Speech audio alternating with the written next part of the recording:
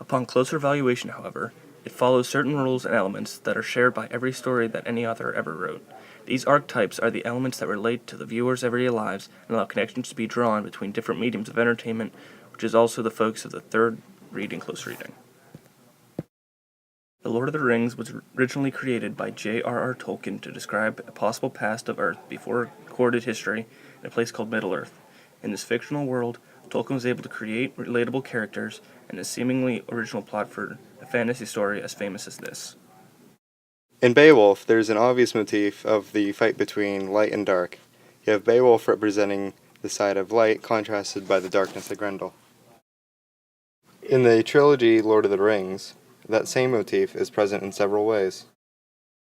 The first point I'd like to bring up is the wizards, Gandalf and Saruman. Gandalf represents the side of light. The easiest way to show this is his transition from Gandalf the Grey into Gandalf the White. This happens after he dies and comes back to life. He also fights for the good people of Middle-earth, and to destroy the evil power known as Sauron. The other side of that, you have Saruman. His mind was corrupted by the same power Gandalf fights, Sauron.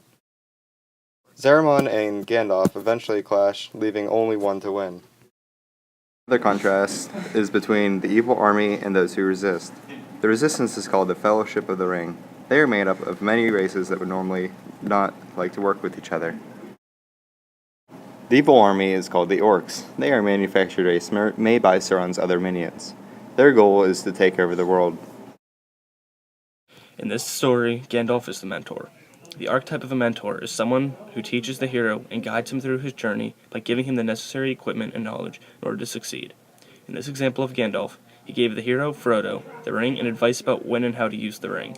In addition to this, Gandalf guided Frodo on his journey to Mount Doom. Other examples of this archetype would be Obi-Wan Kenobi in Star Wars, or the Anglo-Saxon Codes of Honor in Beowulf. A great example of a shapeshifter is Gollum and his alternate personality Smeagol in Lord of the Rings. A shapeshifter is something or someone that has a change in perception for the viewers within the story or movie. Gollum is a shapeshifter in this way because he has a bipolar personality, continually changes from helping Frodo as Smeagol to trying to steal the ring as Gollum. Examples from other stories include werewolves and vampires. In addition to this, Gollum can also be classified as a trickster. He constantly leads the ring bearer around and follows him, but his true intentions were much different. On multiple occasions, he would try to steal the ring away from Frodo and use it for himself. The greatest ally that Frodo has is his friend Sam. Sam is his partner that accompanies Frodo throughout his journey and leads him back to his path as he may stray from it. A great example of this is at the end of the first movie. Frodo realizes that the ring has brought terrible hordes of orcs to his traveling group. After seeing how much pain he has caused them, he leaves them and tries to head out on his own. As he casts the boat out across the river, Sam chases him into the river and starts to try to swim after him. But Sam cannot swim, so Frodo has to save him by bringing him into the boat, which means Sam has to go with him. Frodo, like all heroes in the archetypal journey, starts off in the ordinary world. His ordinary world is the Shire in Middle-earth. His call to adventure is when Gandalf comes to town for a celebration and gets the One Ring from Bilbo. He then invites Frodo to join him. Sam, Pippin, and Merry also join him. Instead of a man coming to town, Beowulf hears of Grendel from many fishermen's tales. Although at first being hesitant, after learning he has the One Ring, he decides to leave the Shire. The Shire is the area least affected by the growing shadow. This is similar to Beowulf deciding to kill Grendel and going to help the Danes. His first mentor is Gandalf, but in one way or another the entire fellowship is a mentor to him. The hobbits are innocent to the world around them. In both stories, at least one mentor was much older than the hero. Frodo and the other hobbits immediately pass the threshold as soon as they leave the Shire, which is the farthest any of them ever gone. They pass the threshold when they have to hide from a Nazgul on the road. In both stories, they pass the threshold, but in Beowulf, he passes the sea instead of a monster. Along this journey, he meets many allies and enemies. One of the most helpful allies is Smeagol, but Smeagol has a second personality called Gollum. He wants the ring for himself. He is constantly battling himself, and in this process gets Sam kicked out by Frodo. Beowulf gains allies in the Danes and Unferth, while making enemies with Grendel and Grendel's mother.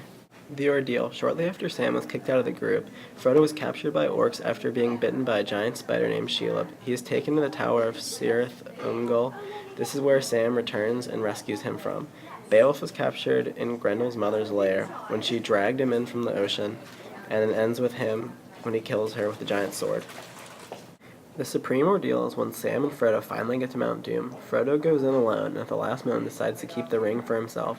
like so many before him. Luckily for Middle-earth, Gollum followed him in and wanted to fight over the ring, and in this fight, Gollum falls into the Mount Doom with the ring, and the mountain starts to erupt, and Sam and Frodo are saved by giant eagles. The reward was that Frodo and the rest of the Fellowship went down in history. They saved Middle-earth, and they gained everyone's respect. This is similar to the reward Beowulf gets. The Fellowship all goes to the coronation of Aragorn, who becomes King of Gondor. After this, Frodo and the rest of the hobbits return to the Shire. This is when Frodo writes the story of his adventure down. When Beowulf goes back with all his treasure, he becomes King of the Geats after Hygelac dies, which is similar. Frodo becomes ill after many years later. Sam and him go to the Grey Havens. Frodo is dying, so he sets sail to the Undying Lands with the elves.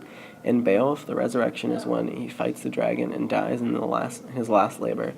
They are the same in that they are both pass on to a new world, and that is a major loss for their people. The Lord of the Rings and Beowulf used themes, characters, motifs, archetypal plots that many other stories use, but they are so brilliantly done that they truly stand above the rest, and they are among some of the greatest stories ever written.